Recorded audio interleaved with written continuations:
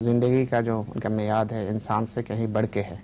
कई जानवर जो ऐसे हैं, इसकी क्या हिकमत है? मिसाल दे कोई, किस जानवर की जिंदगी का मियार इंसान से बढ़कर है? कौन प्राणी की? कछुए की बात कर रहे हैं क्या कि उनकी उसकी इसकी जिंदगी का जो अरसा है इंसान से बढ़ के है। अरसा या मियार? मियाद मियाद जी। हाँ, इस तरह तो हाथी की भी बड़ी लंबी उम्र होती है। उम्र से तो कोई फर्क नहीं पड़ा करता।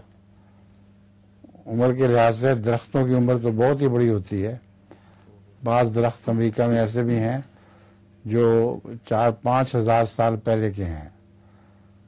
तो उम्रों का इससे कोई ताल्लुक नहीं है। असल तो उसके अमाल हैं, उसकी नेकी है, उसकी वजह से एक शख्स फजीलत रखता है।